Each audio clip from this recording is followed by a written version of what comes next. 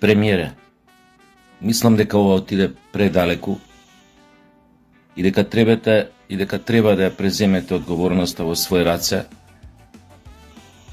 да ја прекинете оваа агонија, овој клинч во кој што се наоѓаат синдикатите, културните работници и министерствата. И мислам дека нема да погрешите ако се доближите или ги приближите до себе културните работници, ако им излезете во пресрет. Јас лично, премиере, не сум член на ниту еден синдикат. Лични причини, како сакате. Кажете го тоа. Со години веќе не сум член. Но сакам затоа да ви кажам една работа. Културата не само што е образот на една држава пред светот, таа е суштината на идентитетот на таа држава, на државотворениот народ, на народите, малцинствата кои што живеат во неа. Ако сакате, културата е предуслов, ДНК, темел, јадро од кој што може да се изгради една нација. Многу е позната, многу е стара таа анекдота, кога почнуваат бомбардирањата на Лондон од страна на нацистичка Германија и кога разулавен од паника, затоа што веќе бројат многу жртви британците во тие бомбардирања, разулавен од паника, кај Черчил влегува министерот за надворешни работи и му вели: господине премиер, еве го списокот од сите сфери, од сите министерства, од кои што треба да се скрати, за да се додели во воениот буџет, да можеме да купиме веднаш оружје плюс, за да можеме да одговориме на бруталните нацистички напади. Черчил го зема списокот и на прво место буквално забележува Министерството за култура. Дека тамо господинот министр за надворешни го ставил на прво место од каде што треба да се крати за да се одвои за воениот буџет. Черчил го прашал: што е ова? Господине, тоа е списокот од кој што, зошто вика од културата да одвојувам? Како вика, господине, културата, знаете што сега таа може да ни помогне, вика, увакви околности ни требаат пари за оружје. Черчил му рекол: господине министр, ако не е таа култура, тогаш зашо ја водиме оваа војна? Земете си го списоков назад, ќе ми направите нов. Културата ќе ја иземете од овој список и следниот пат, кога ќе влегувате кај мене во канцеларија, не заборавете да тропнете на врата. Многу позната анекдота опишана во мемуарите на Черчил.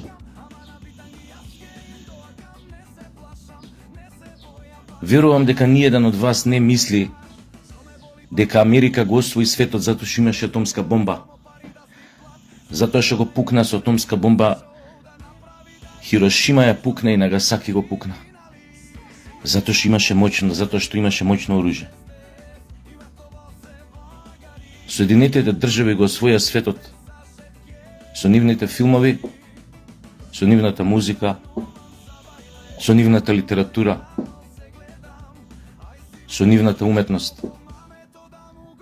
Дали мислите дека британците го освоија светот во минатиот век со помош на оружје, со своите колонијални методи? Не, Британија во таа смисла беше во комплетен пат. Почна да губи моќта, своите колонии, моќта во светот. Како го освои? Како ја поврати? Како сите повторно секојдневно слушавме за Британија, се лепевме за Британија. Ја сакавме Британија.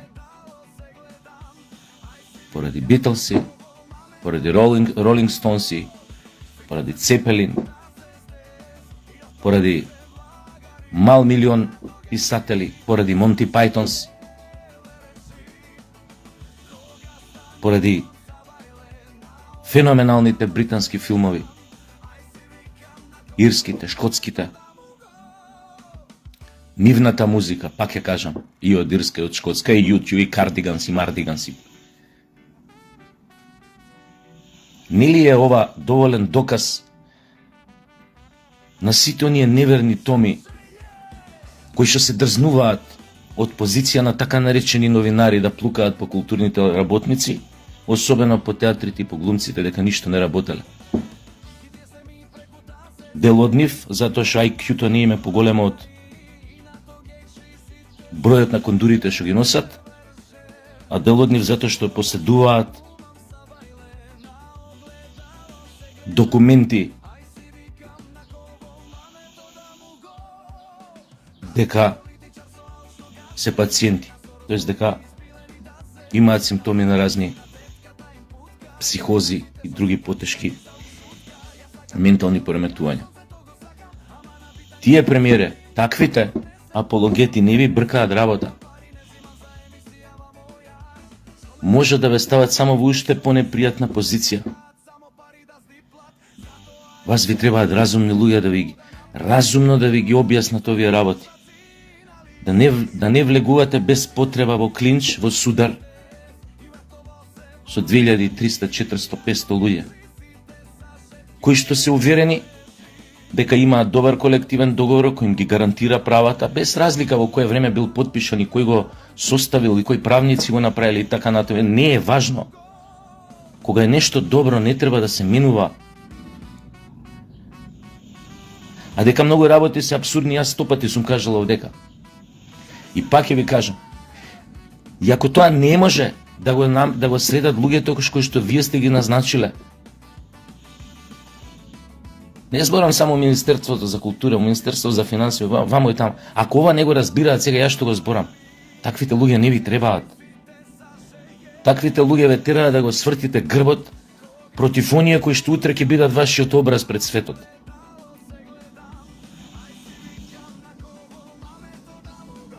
Зошто 2500 луѓе да не бидат со вас?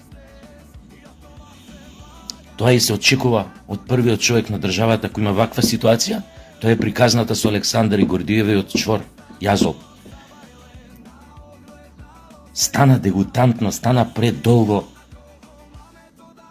Зошто да се протестира кога тоа може да се разреши со една обична одлука? Ни треба ли култура или не ни треба? Ако ни треба, ова го правиме, бе, нема више тука муавет. И ќе ги добиете сите со вас. Единствен потек. Ќе се поштедите од трошење на непотребна енергија за работи кои што би можеле да се искомплицираат утре задутре. Не е проблемот во тие проценти што ги гарантира колективниот договор. Проблемот е во друго. Проблемот е во тоа како се алоцираат парите. Благодарение години како се алоцирале наназад и дека тоа Министерство за култура се подразбирало како да ви кажам, како крава музар од кој што треба да се стиснуваат пари врз клиентелистичка, врз етничка основа. Не ни треба само еден танец, ни требаат два танци. Албански и македонски. Не ни треба само еден фестивал албански и поима немам еден македонски, да кажеме. Не, ако има 10 македонски, ќе има и 10 албански. Ама биле тие нерелевантни, биле негде, не знам како да ви кажам. Небитно. Тука е проблемот. Ама и тука треба да има човек кој што тоа пак ќе го пресече како Александар Гордиевиот Јазол. Не може така. Мериторинг систем. Не може сите театри у Македонија да се третираат исто, затоа што немаат исто реноме, не покажуваат исти резултати. Конкретно зборам се за ова. Не може ви еден джез фестивал со таква традиција, со такво реноме, со такви немам достигања, да го изедначувате у пари со некој си сега што сте го формирале врз основа на етничка основа што се дешава, не знам, било каде, негде. Не е важно, не сакам да бидам погрешно сватен. Не може едноставно. Тука треба да се направи конкретни работи да се направат. Ако се сака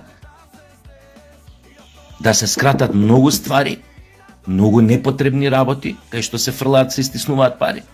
Дали се манифестации, поима немам, разни фестивали вамо, тамо, не знам на што све се дава тамо, тоа е лудо на што све се фрлаат пари.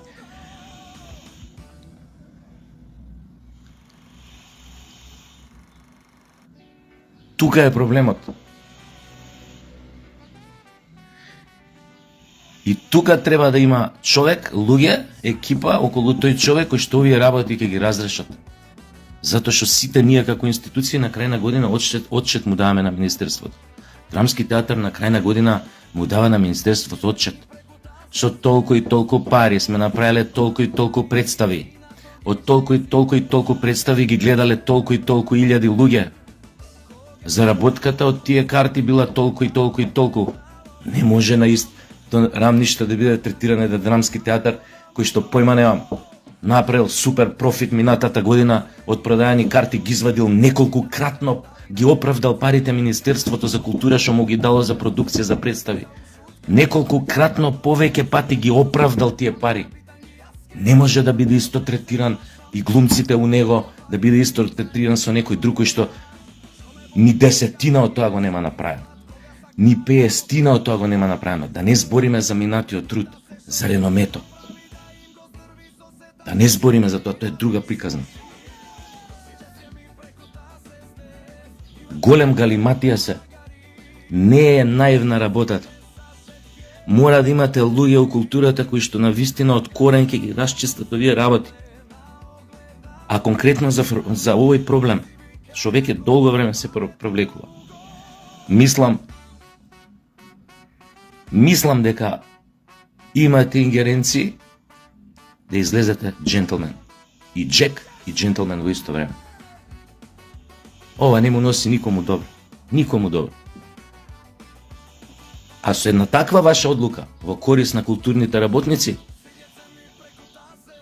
да знаете дека многу брзо ќе се покаже дека тоа била ситуација вин-вин. Сите добиваат. Ви кажав зошто.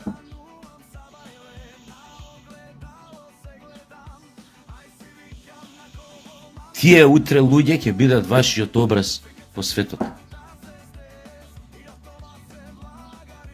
Кај додат, ќе оправдаат вашата доверба. Што сте им ја дале, што сте им излегле во пресред. У тоа можете да бидете сигурни. Тука никој нема да потврли.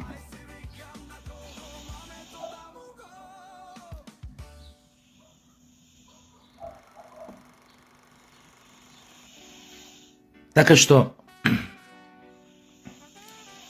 читав и слушав деноиве многу од тие, ја ќе ги наречам обични мегафони, да кажеме, кои што лупетаат тешки глупости. Ги знаете кои се со име и презиме. Шокени култура, шокени ова, шокени филмови, шокени нешто кое што не создава профит. Да ви кажам, има примери, премногу примери. Во најтешките години, кога Србија тонеше во тежок криминал, во крвави криминални пресметки, кога нивните млади луѓе гинеа во крвавите граѓански војни што самите ги отворија. Нели? За таква една крупна работа како граѓанска војна нема само една страна, има повеќе страни, но знаеме како с тоа све почнуваше. Држава Србија која што беше под страотни санкции, имаа 6 марки плата на почеток на 93, 94, 95 година. Србите, не сташица, немаш, не маштија, нема ова, нема она, празни полици по продавници, празни, нема бензин, нема ова. Црн бизнис, криминал и шверц, ништо друго. Во најцрните времења што една европска држава ги живеела, ја мислам, од Втората светска војна навака, тоа е Србија. Во најцрните времења ги направија, појма неа, може би најдобрите филмови у последниве 50 години, може би најдобрите театарски представи во последниве не знам колку декади. Постигнаа огромни успеси и во музиката, и во спортот. Евровизии, победи на Евровизии, на ова, на... Не е битно каква е таа Евровизија. Победуваа. Нели е тоа најголема придобивка, додека сите ги множеа со нула, ради она што го предизвика една нивна политичка номенклатура луда, уметниците и културните работници беа тие кои што го бришеа образот на таа извалкана во тоа време држава која што сите гледаа со презир. Уметниците и културњаците беа тие кои што очистеа тој образ пред очите на светот. Нормално рамо до рамо со нивните спортисти. Толку е тоа важно да се свати. А не тие два-тројца џукели што ги има, што пишуваат глумците ништо не сме работеле, ништо не сме правеле, демеки не треба да имаме ништо. Ма немој.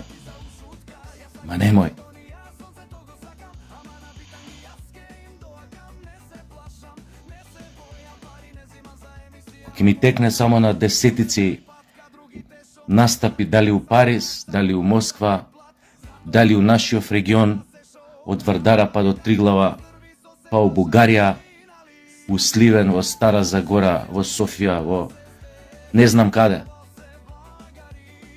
Се случувало публика нозете да ни ги бацува доле.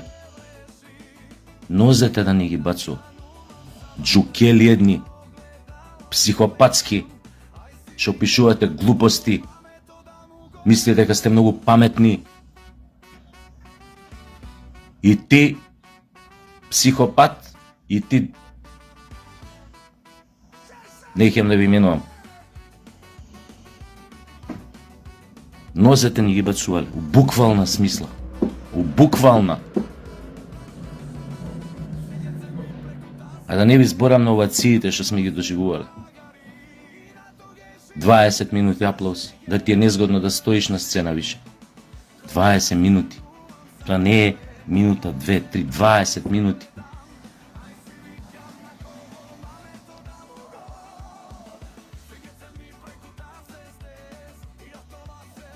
Овие се тие моменти, премиере, а вие сте здравотно разумен човек, што треба да ги разберете. И овие се тие ситуации, наизглед беззначени, мали, како што сакаат да ги прикажат некои што се замислува дека многу знаат и дека се многу паметни, да ги прикажат дека се беззначени, но од вакви беззначени ситуации човек може да се сопне и да се искрши исто така јако и од мало камче. Со што да се сопнеш? Ако го видиш камчето дека е тука пред тебе, едноставно го прерипаш. Не се замараш со камчето. Ворете, дечки. Ворете. Ајде ќе направиме вака, ние ќе излеземе во пресред, но, како што ви реков, треба да се направи многу други работи, ви реков кои. Тоа Министерство за култура треба да се исчисти од корен. Од корен. И онака, да се заврати нова страна. И кога се делегира буџет државен, да се знае точно кој и зошто добива пари да ја представува оваа држава или да ја представува културата, или да се занимава воопшто со културна дејност.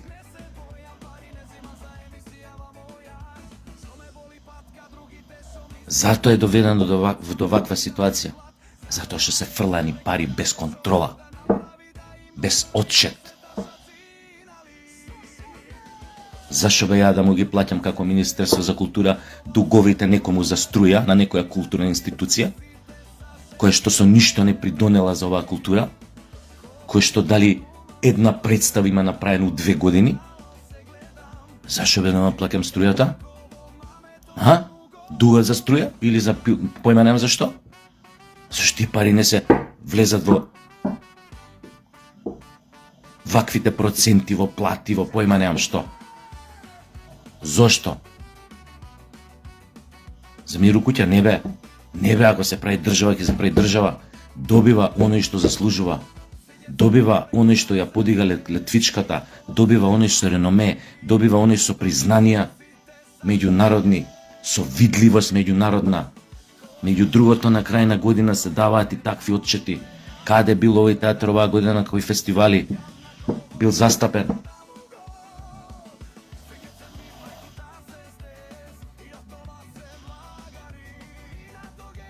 Ве молам, премиере, чувајте се од таквите лоши бранители, кои што само може да ве внесат во поголеми проблеми, а ова е работа која што вие можете да решите со само еден збор. И така ќе излезете и Джек, и джентлмен пред цела една фела. А таа фела, тие луѓе од културата, тие 2300, 2400 луѓе, не се повеќе,